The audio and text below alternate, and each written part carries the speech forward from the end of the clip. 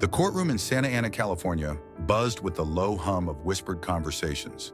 Judge Margaret Wells, a woman with decades of experience in the legal system, adjusted her reading glasses, tapping her fingers absent-mindedly on the polished wood of the bench. The cases she presided over seemed to blur together. It was just another day, just another face. Her sharp gaze scanned the room, but it wasn't a man like Lawrence Walker who commanded her attention. Lawrence, dressed in a well-tailored suit, stood at the defendant's table. He was a black man in his late 40s, confident, poised, and impeccably dressed. His appearance would have commanded respect under normal circumstances, but in Judge Wells' courtroom, it didn't matter.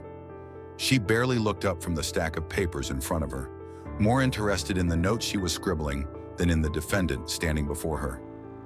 "Mr. Walker," she began, her voice dripping with condescension. "Let me guess. This is all just one big misunderstanding, right? Or perhaps the justice system has it out for you?" A few chuckles rippled through the gallery, and the burly bailiff, who had worked with Wells for years, allowed a small smirk to tug at his lips. Even the young prosecutor, Emily Hart, couldn't quite hide the small curve that appeared on her face as she focused intently on her notes. Lawrence didn't flinch. He stood motionless, as if he'd been through this countless times before. He allowed the laughter to fade before responding, his voice steady. "Your Honor," he began calmly, "if you read the case file, you'll understand I'm not the defendant here. In fact, I'm the one who brought this case to your court." The room went silent. Judge Wells' eyebrows shot up, and the smirk faded from her lips as she looked over her glasses. "What did you say?" Her voice was now a sharp edge, her attention finally focused entirely on Lawrence. Lawrence tilted his head slightly, his tone unshaken. "I'm not the defendant. I'm the one who brought the case to this court." His words hung in the air for a moment, but the judge didn't immediately respond. Instead, she flipped through the case files before her with deliberate care. "Then why are you standing at the defendant's table?" she asked, her voice tight. Lawrence didn't answer immediately. Instead, he reached into his pocket, his calm demeanor unbroken. The prosecutor's eyes narrowed, and the bailiff shifted his stance, a subtle but telling movement. Judge Wells' eyes narrowed too, instinctively, as she watched Lawrence's hand. When Lawrence pulled out a sleek, black leather wallet, everything changed. He flipped it open, and under the fluorescent courtroom lights, the polished gold emblem inside gleamed brightly, a U.S. Secret Service badge. The shift in the room was instantaneous. The light-hearted atmosphere evaporated, replaced by a thick, palpable tension. The gallery fell silent, and even the bailiff, who had been a silent accomplice to Wells for years, took a subtle step back, his hand instinctively hovering near his sidearm. Judge Wells stared, her lips parted in disbelief. Her eyes flicked back and forth between Lawrence's face and the badge, as if trying to make sense of the situation. A stunned silence filled the room, the laughter and mockery from earlier now entirely absent. The prosecutor, Emily Hart, stiffened, her eyes darting between the judge and Lawrence. The room seemed to hold its breath. Lawrence didn't move, keeping the badge visible just long enough for everyone in the room to see. Then, with deliberate calm, he slid it back into his pocket and spoke again, his voice unwavering. "I've been working undercover, investigating corruption in this court system," he said, the words cutting through the air. "And Judge Wells, your name has come up more than once." Judge Wells' breath caught, and for the first time in a long while, she felt the pressure of the situation weighing on her. This wasn't a case she could dismiss with a wave of her hand. Her grip on the gavel tightened, but she said nothing. Instead, she tried to maintain her composure, her eyes flicking nervously to the papers in front of her. Her usual confidence was gone. Judge Wells exhaled slowly, trying to regain control of the situation. For years, she had ruled this courtroom with an iron fist. Her decisions were final, and those who stood before her either complied or faced the consequences. But now, in the face of this revelation, she wasn't sure what to do. The confident, mocking attitude she had held on to so tightly was slipping away, and the weight of Lawrence's words had planted a seed of doubt that was growing with each passing second. Lawrence, meanwhile, remained calm. He didn't move a muscle, his gaze fixed on the judge, waiting for her to process what he had just said. His job was far from over. The investigation wasn't just about exposing one corrupt judge. It was about taking down an entire network of judicial corruption that had been festering under the surface for years. Wells, it seemed, was only the beginning. The room was silent, save for the sound of the air conditioning humming softly in the background. The prosecutor, Emily Hart, had stopped taking notes. Her pen lay still on the table, but her mind was racing, processing the weight of what had just happened. For the first time, she wasn't sure which side she was on. She had spent her career building her reputation under Judge Wells' authority, but now she was witnessing something she never thought possible: the fall of a judge she had once admired. The bailiff shifted his weight, and for the first time in years, he looked uncertain. The gallery, once amused by the judge's smugness, was now dead silent, the realization that something monumental was happening slowly sinking in. Judge Wells finally regained enough composure to speak, though her voice lacked the usual bite. "This is preposterous," she scoffed, trying to dismiss the whole situation. "You're grasping at straws.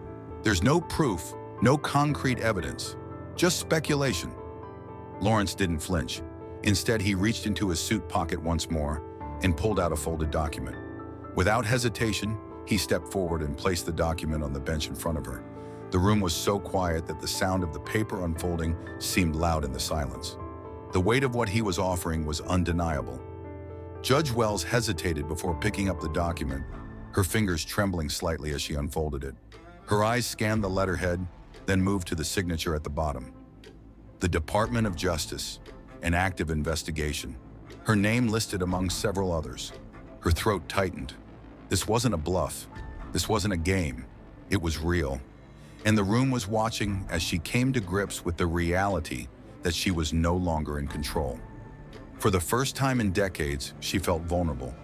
As she scanned the document, her eyes widened.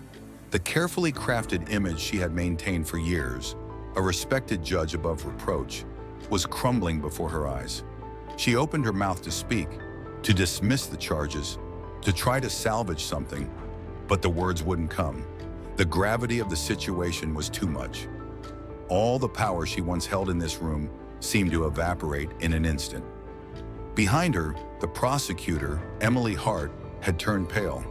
She sat still, her pen now abandoned. She had no intention of going down with Wells, and the realization was settling in. She had backed the wrong side for far too long. The bailiff's radio crackled at his hip, and his hands twitched, though he didn't make any moves. His loyalty to Wells had always been unquestioned, but now that loyalty was clearly wavering. And Lawrence? He was waiting. He stood, unwavering, watching as the weight of the truth settled in around him. There was no need for theatrics, no need to gloat. His job was done. The pieces were in motion, and the wheels of justice were finally turning. Judge Wells opened her mouth again, but the words still didn't come. She had nothing left to say. The gavel, once the symbol of her authority, lay abandoned on the bench, silent and useless. The room was now filled with an uneasy silence. Judge Wells sat frozen at the bench, her hands trembling slightly as she held the document Lawrence had presented her. Her once unshakable composure had crumbled, and she seemed at a loss for what to do next. The air in the courtroom had thickened, the tension palpable. No one spoke, but the weight of the moment was heavy in the room. Lawrence's voice broke the silence, as calm as ever. "For the last 6 months," he said, his gaze never leaving the judge, "my team and I have been investigating judicial corruption in Orange County. We've gathered evidence of bribes, unlawful sentencing, and collusion with private prison executives." He paused for a moment, letting his words sink in. "But most importantly, we've found a disturbing pattern of disproportionately harsh rulings against Black defendants." Judge Wells, still reeling, shifted uncomfortably in her chair. She was a seasoned professional, someone who had spent decades making life-altering decisions from behind that very bench. But none of her experience had prepared her for this moment. Her hands hovered over the gavel, but she made no move to strike it. In her mind, she was already calculating the next move, how to dismiss this, how to regain control. But deep down, she knew it wasn't going to be that simple. A low murmur rippled through the gallery. Some of the people in the room, many of them regulars who had witnessed Wells' ruthless grip on power over the years, exchanged stunned glances. They had always known something was off, but to see this unfold before them was surreal. It was as if the very foundation of the courtroom was shaking, threatening to collapse under the weight of what Lawrence had just revealed. Judge Wells let out a brittle laugh, a sound that seemed forced and hollow. "This is absurd," she scoffed, attempting to regain her authority. "Are you trying to make a mockery of this court? What you've presented here is nothing but a collection of cherry-picked cases, some twisted narrative designed to discredit me." But Lawrence wasn't swayed. His expression remained neutral, unfazed by her words. He had known this would be her reaction. He knew the system, knew how those in power tried to protect themselves. He reached into his pocket again, this time pulling out another document, one that appeared official, sealed with the mark of the federal government. He stepped forward and placed it on the bench in front of Judge Wells. The room watched in tense silence as she hesitated for a moment, her fingers now gripping the edge of the document. It was as if she was trying to avoid facing the inevitable, but there was no escaping it now. Slowly, she unfolded the new document, her eyes scanning the letterhead and the signature at the bottom. It was a formal notification from the Department of Justice, confirming an ongoing investigation. Her name was listed among several others, her involvement in a network of corruption laid bare. Her breath caught in her throat. This wasn't speculation. This wasn't a smear campaign. This was real, and it was happening in front of her. The whispers from the gallery grew louder now, and her mind raced to process what was unfolding. She couldn't deny it. Her name had come up in a federal investigation. Her thoughts scrambled for a moment, looking for a way out, a way to spin this back in her favor. But nothing came. She felt the walls of the courtroom closing in on her, the gavel before her now a symbol of her own impending downfall. For the first time in her career, Judge Wells wasn't in control. The system she had manipulated for so long was now turning against her, and there was nothing she could do to stop it. In the gallery, the spectators had fallen silent. The mood had shifted dramatically, from amusement and skepticism to stunned disbelief. Some of them, who had been quick to laugh at Lawrence's initial revelation, were now watching with a mixture of awe and fear. They had never seen anything like this. A judge, once untouchable, now facing public exposure and federal charges. And in the midst of it all stood Lawrence Walker, steady and composed. He had done his part. The evidence was clear, the investigation was in motion, and the system was finally starting to correct itself. He wasn't here for revenge or personal gain. This was about justice, about holding the powerful accountable for their actions. And Judge Wells, for all her authority, was no exception. The prosecutor, Emily Hart, who had been sitting quietly through all of this, finally looked up from her notes. Her expression was unreadable, but inside her mind was racing. She had built her career under Wells' influence, and now she was left to wonder how much of that was built on corruption. How many cases had she pushed for? How many rulings had she defended, knowing now that the very system they had worked within was tainted? As Emily glanced over at Lawrence, she could no longer pretend to be neutral. The truth was undeniable. Judge Wells was guilty, and there was no turning back. The silence in the room stretched out, heavy and thick. The weight of the documents on the bench seemed to grow with each passing second, and Judge Wells sat frozen, her eyes darting back and forth between them, unable to grasp what was happening. For the first time in her life, she felt completely powerless. The walls of her carefully constructed world were crumbling, and she couldn't stop it. She had always believed she was untouchable, that no one could question her authority, no one could challenge her. She had ruled this courtroom with an iron fist for years, making decisions that altered the lives of countless individuals. But now, as the courtroom watched in the stunned silence, the gavel, her symbol of power, seemed meaningless. Lawrence stood at the defendant's table, unmoving, watching her every reaction.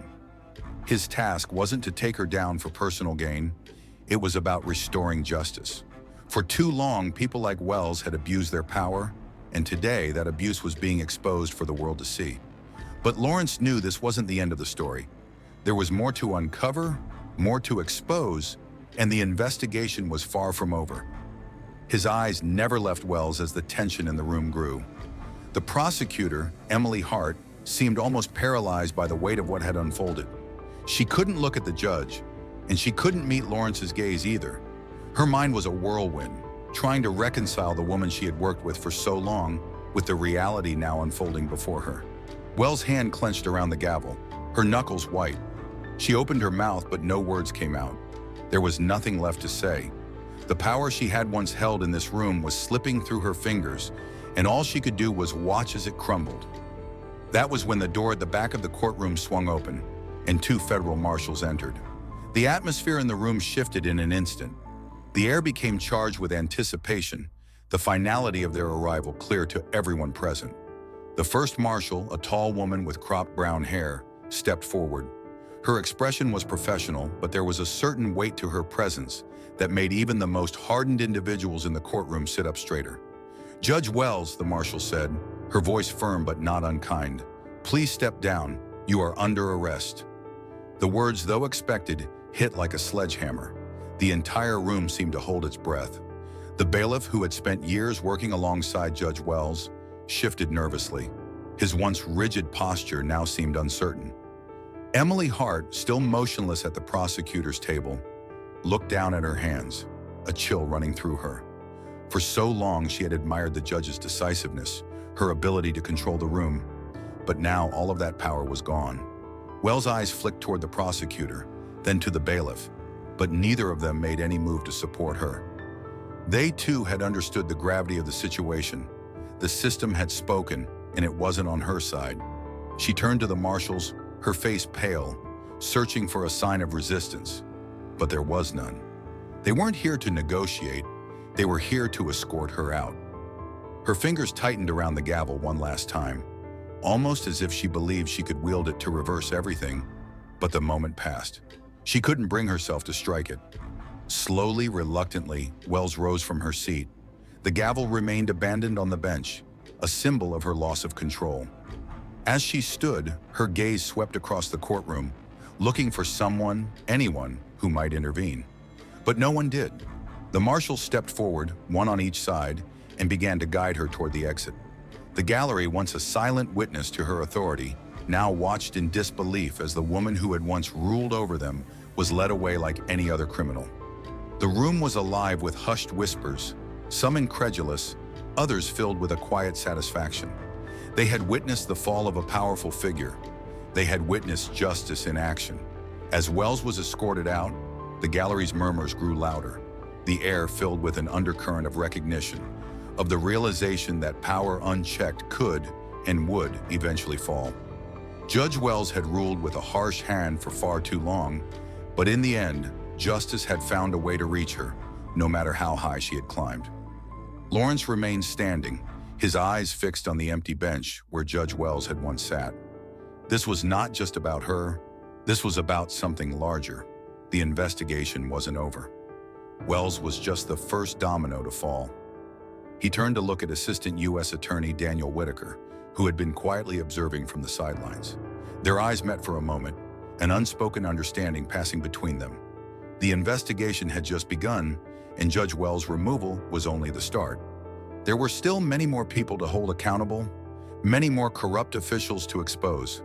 "Stay vigilant," Lawrence said quietly, his voice steady. "This is only the beginning." Whitaker nodded, a grim smile on his face. "We'll be in touch," he said. As the door to the courtroom closed behind Judge Wells, the silence hung in the air for a moment longer, the room slowly returning to its former state. But now it felt different. The balance had shifted, and everyone in that room knew it. Outside the courthouse, the bright California sun beat down, casting long shadows on the ground. A small crowd had gathered, and reporters stood with microphones, eager to capture the latest developments. Camera crews adjusted their lenses, but Lawrence wasn't interested in the media circus. He had done his job, and the spotlight was the last thing on his mind. He adjusted his suit, exhaling slowly. The weight of the day had yet to fully sink in, but one thing was clear. This wasn't just a win for him, it was a win for the system, for justice. The scales had tipped in favor of accountability, even if just for a moment. Assistant U.S. Attorney Daniel Whitaker caught up with him, his expression one of exhaustion, yet something else, satisfaction. "We've got enough to push for a full trial," Whitaker said. "The evidence we've collected is airtight." Lawrence nodded, his mind already focused on the next steps. "Good. It's not over. Cartwright was just the beginning. There are more out there who need to be exposed. Whitaker gave him a dry chuckle. You're right. We could use more people like you. Lawrence didn't respond, his thoughts drifting to the many lives affected by the corruption in the system. For years, those in power had operated with impunity, destroying lives, all while believing no one was watching. But today, that belief had been shattered. As Whitaker walked away to address the press, Lawrence turned and headed into the city, his figure disappearing into the crowd. The fight wasn't over, and it would never be. But today, for once, justice had prevailed. In the end, the most important thing wasn't the headlines or the accolades. It was the message that had been sent. Power unchecked was dangerous, and those who thought they were untouchable would eventually face the truth.